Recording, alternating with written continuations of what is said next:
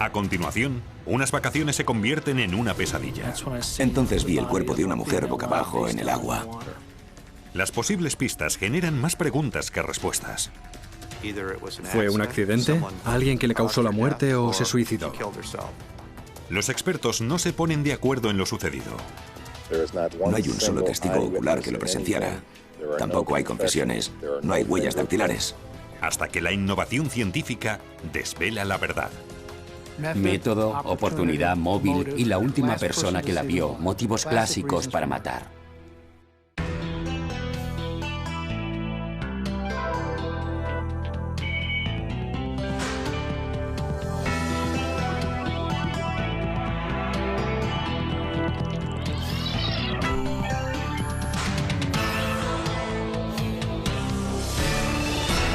Crímenes imperfectos. Penas ahogadas. Cada año, los Anger pasan sus vacaciones a orillas del lago Michigan, en un lugar llamado Watervale. Es una especie de santuario para ellos. Ir a un sitio en el mismo estado donde aislarse del resto del mundo y volver a conectar consigo mismos y con su familia y seres queridos. Florence era responsable de créditos de un banco.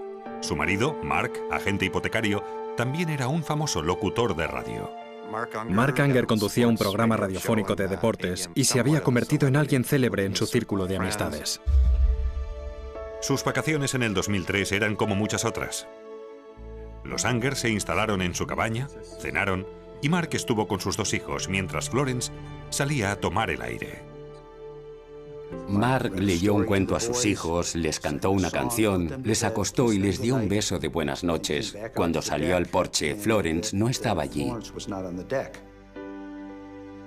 Mark pensó que Florence estaría en la casa vecina con unos amigos porque estaban las luces encendidas. No queriendo dejar solos a los niños, se fue a la cama.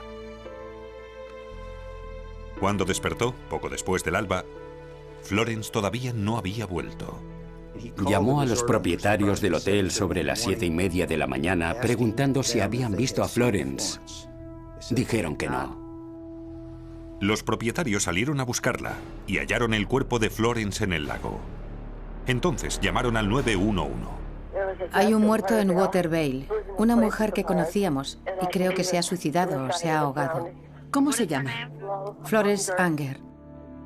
Cuando llegó la policía, vio el cuerpo de Florence flotando en el lago junto a un embarcadero. La plataforma estaba a 3,5 metros de la cabina de los Anger. Al mirar hacia arriba, me fijé en la barandilla del embarcadero y vi que la madera estaba en mal estado y astillada. Era como si Florence hubiera estado sentada en la barandilla y ésta hubiera cedido. Los investigadores midieron la altura de la barandilla y descubrieron que estaba 25 centímetros por debajo de la normativa de construcción estatal. Mirando aquella baranda, enseguida ves que estando tan baja cualquiera sentado encima puede perder el equilibrio y caer. Yo no me hubiera sentado allí. La barandilla quebrada daba a entender que era estructuralmente inestable. La calificaron como una trampa mortal y que un accidente era previsible. La lógica te decía que cualquiera podía haberse caído de la barandilla al suelo y terminar posiblemente en el lago. Transportaron el cuerpo de Florence a la morgue para realizar una autopsia. El forense no encontró estupefacientes ni restos de alcohol en la sangre, pero sí que detectó signos de un fuerte golpe en la cabeza. Pero la causa de su muerte no era el golpe en la cabeza. Se había ahogado. Había mucho líquido como resultado de su inhalación voluntaria del agua del lago, porque se hundió. ¿Pero qué causó la muerte de Florence? ¿Era suicidio? ¿Un accidente? ¿O algo más siniestro? Os presento a Flo Anger. Estudió entre 1975 y 1978. La trágica muerte de Florence Anger, madre de 2 niños pequeños, fue un revés para empleados, amigos y familiares.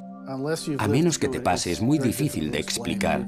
Es como si la cabeza te fuera a estallar. Te destroza por completo. No hay nada igual. Es inimaginable.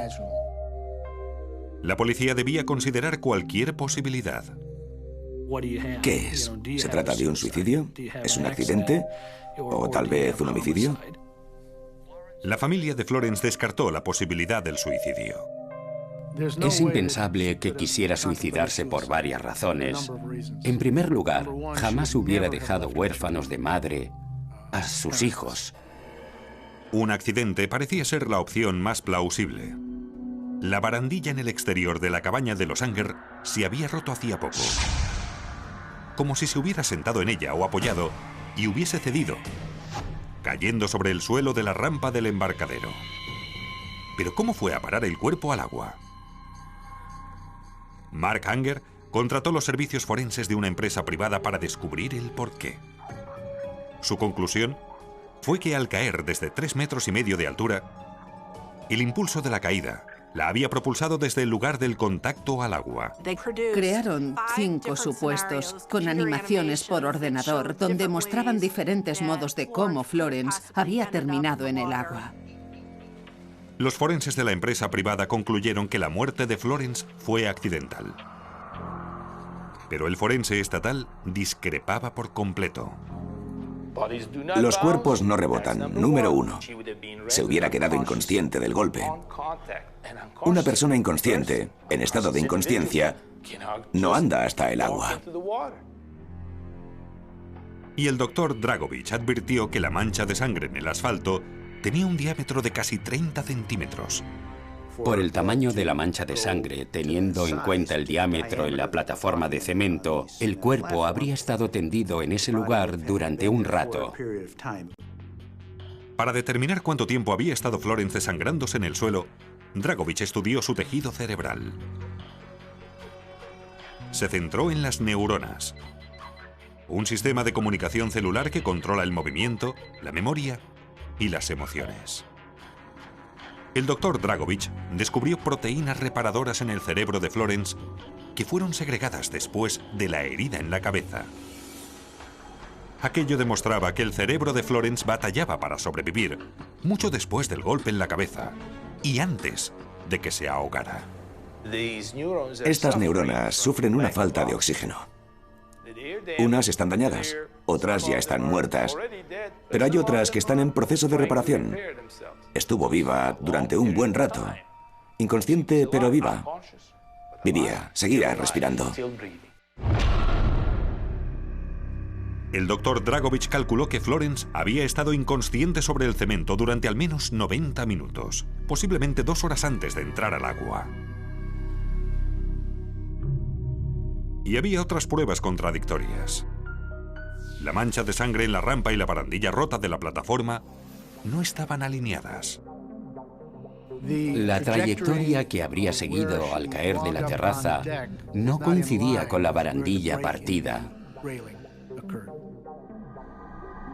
Para comprobar si la barandilla era deficiente, los analistas examinaron una sección de la barandilla que no estuviera rota, usando un método llamado célula de carga. Una célula de carga es más o menos una escala. Es una serie de muelles y sensores que miden la compresión y la tensión. Florence pesaba 50 kilos. Para simular su peso sentada en la barandilla, los analistas pusieron un asiento de bicicleta en un extremo de la célula de carga. En el otro extremo ataron una barra en T, a la que aplicaron una presión de 90 kilos. La barandilla ni se torció ni se partió.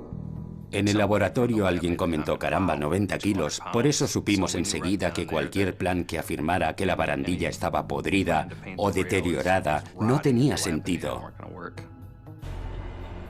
Empezaban a creer que habían manipulado la escena para que pareciera un accidente. Mark, el marido de Florence, negó rotundamente la acusación. Las personas que conocían a Mark dijeron que no era un asesino, que Mark no haría eso, que amaba a Flo y amaba a su familia, y que no hubiera hecho nada igual. Mark no tenía antecedentes penales, y sus hijos afirmaron no haber oído nada sospechoso la noche del incidente. Su madre y su padre no se habían peleado ni discutido. Mark insistía que la muerte de su esposa había sido un trágico accidente. Contó que había pasado una pequeña depresión, pero más tarde se retractó diciendo que jamás hubiera cometido suicidio. Su opinión era firme. Pero la familia de Florence estaba convencida de que era un asesinato y que Mark era el asesino. Método, oportunidad, móvil, sin coartada. Y la última persona que la vio con vida, motivos clásicos de un crimen, los tenía todos. Mark y Florence Unger parecían ser el matrimonio ideal. En apariencia, eran la pareja perfecta. Vivían en un vecindario acomodado con 2 hijos preciosos y una bonita casa, pero su círculo sabía la gran cantidad de problemas que tenían. Los problemas de Mark Unger con las drogas y las apuestas le habían costado el trabajo. Era un jugador patológico. Mark era alcohólico, un drogadicto, y eso estaba afectando a su personalidad. Había estado 6 meses de rehabilitación. Florence comentó que la rehabilitación se había convertido en el trabajo de su marido. La policía supo además que Florence había presentado la solicitud de divorcio 2 meses antes de su muerte y que además salía con otra persona. Había pruebas de una relación de Flo con otro hombre, que a su vez era un amigo íntimo de Mark. Así que era una circunstancia muy difícil. Los investigadores descubrieron que Florence había visto a ese hombre unos días antes de morir y que Mark tal vez lo sabía. Diría que en aquella terraza probablemente hablaron de la nueva pareja de Florence. Y entonces surgió otro posible móvil. Florence tenía 2 pólizas de seguros de vida por valor de $750.000. Y Mark era el único beneficiario. Es indudable que Flo tenía más valor para Mark si estaba muerta. Más extraño aún, 5 días antes de la muerte de su esposa, Mark había tenido una mala racha en un casino. Según dicen, perdió unos $7.000 poco antes de las fatídicas vacaciones. Y eso fue días antes de hacer el viaje. Y los amigos explicaron a la policía que Florence no tenía ganas de ir al lago. De hecho, le daba miedo ir. Los amigos de Flo temían lo que pudiera pasar. Varios le preguntaron, ¿por qué lo haces? ¿Qué sentido tiene ir? No quería ir porque tenía miedo y así se lo dijo a una vecina. Por si esto no fuera suficiente, el dueño del hotel aportó más pruebas a la policía, también circunstanciales. Explicó que al contarle a Mark que había encontrado el cuerpo de Flo, Mark no preguntó dónde estaba. El propietario del hotel declaró sin la menor duda que en ningún momento contó a Mark dónde estaba Flo. Sin embargo, Mark supo exactamente a dónde ir. Mark corrió hacia el cuerpo de Florence en el agua sin que nadie le dijera dónde estaba y sin poder verla desde donde estaba. Para probarlo, los investigadores pusieron un maniquí en el agua exactamente donde hallaron el cuerpo de Florence. Luego, un investigador con una cámara de vídeo se puso en el lugar exacto donde el propietario del hotel comunicó a Mark que su esposa había muerto. En la cinta se aprecia claramente que es imposible ver el cuerpo hasta que el visor no está prácticamente encima. Sabía exactamente dónde estaba. Pero nada de todo aquello probaba el asesinato. De hecho, los investigadores no tenían pruebas directas que vincularan a Mark con la muerte de Florence. Al menos, hasta que examinaron los zapatos de Mark Unger y descubrieron una mancha blanca. Los criminólogos de la policía estatal vieron una mancha blanca que creyeron que era pintura. Los investigadores enviaron el zapato de Mark, junto con 6 muestras diferentes de pintura que recogieron del hotel, al forense Keith Lamont. Recibí varias muestras de diferentes sitios, desde la cabaña hasta la zona del embarcadero. El especialista irradió la muestra con rayos infrarrojos que identifican la composición química del material para medirla posteriormente. La composición de una pintura, básicamente, es un disolvente, un pigmento líquido, que es el color, y un aglutinante. Y el aglutinante es cola. Lamont descubrió que la pintura en el zapato de Mark Anger era prácticamente idéntica a la pintura en la barandilla y el poste que sujetaba la barandilla. La muestra de pintura analizada del zapato de Anger coincidía químicamente con la pintura de la barandilla.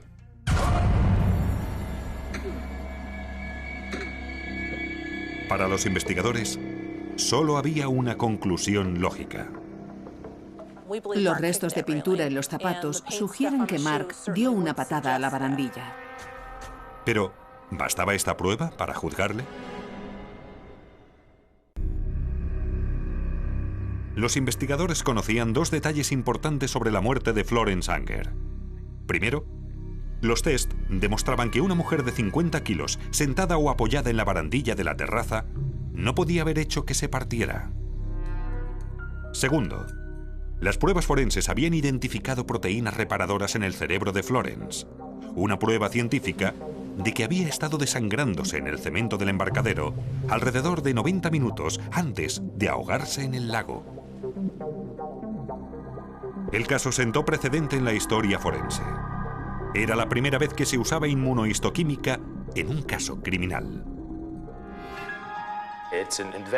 Es una ventaja ser patólogo forense a la vez que neuropatólogo. Y ser patólogo generalista, que fue donde empezó mi carrera. El mejor consejo para la policía es que considere toda la escena del crimen como un homicidio. 7 meses después de la muerte de Florence, Mark Anger fue acusado de asesinato en primer grado. Mirando las pruebas, es evidente que Mark Anger tomó la decisión premeditada de asesinar a su mujer. Sus abogados sostenían que no había caso. Causa de la muerte, ahogo. Ahogo por trauma craneal. ¿Ha cambiado de opinión? No, señor. Doctor Dragovich, ¿se lo inventa sobre la marcha? ¿Perdone? Lo que oye, ¿está inventándose este testimonio sobre la marcha? Esa es mi pregunta.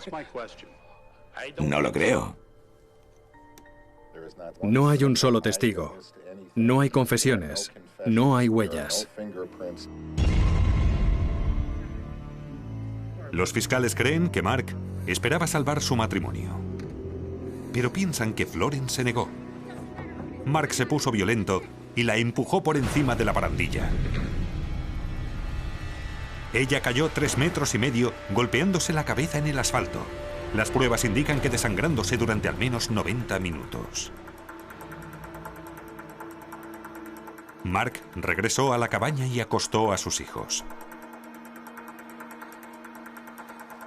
Cuando volvió al embarcadero, probablemente le sorprendiera encontrar a Florence con vida.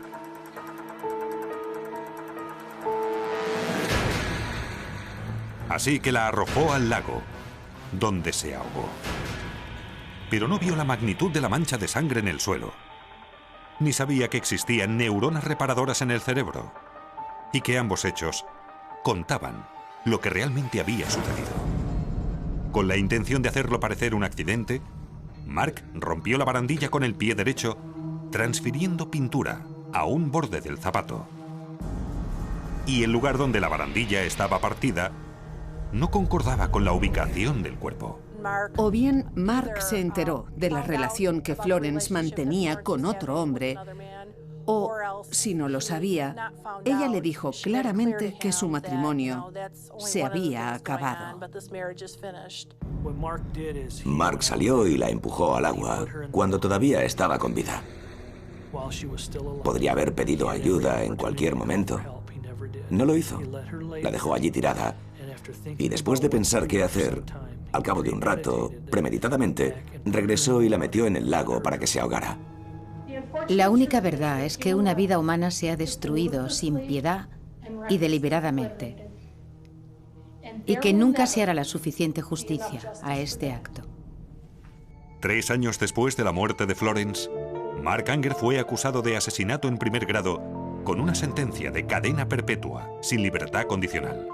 Quedó boquiabierto Cuando leyeron el veredicto, se quedó muy sorprendido. Creía que ese día dormiría en su casa. Me han acusado erróneamente de un crimen. Soy inocente. Los padres de Florence dicen que su muerte no debería haber sucedido jamás. La muerte de mi hija fue un suceso trágico e innecesario. Nos enseña una lección que debería aprender toda mujer que se enfrenta a un divorcio. Evitar el contacto con su futuro exmarido, a menos que sea absolutamente necesario, y hacerlo en presencia de testigos. E incluso, si es una opinión contraria al asesoramiento que haga cualquier abogado, o si no hay antecedentes ni malos tratos. Los divorcios son una situación muy volátil y es mejor pecar de cauteloso, porque incluso un encuentro casual podría dar pie a un momento peligroso o que ponga en peligro tu vida. Los padres de Florence se encargan de la educación de sus nietos y cuidan de un jardín en su memoria.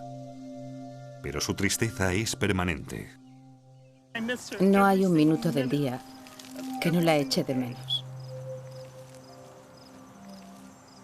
Y espero que reflexione sobre lo que hizo el resto de su miserable vida. Mark Anger estuvo a punto de salirse con la suya. Solo los análisis científicos del tejido cerebral y de sus zapatos garantizaron que no fuera así. No entiendo cómo pensaba que escaparía de este crimen. Poder determinar que Florence estuvo viva durante un tiempo prolongado antes de estar en el agua fue crucial. Muy importante. Fue un recordatorio excepcional de que las cosas no siempre son lo que parecen o lo que la gente quiere que parezcan.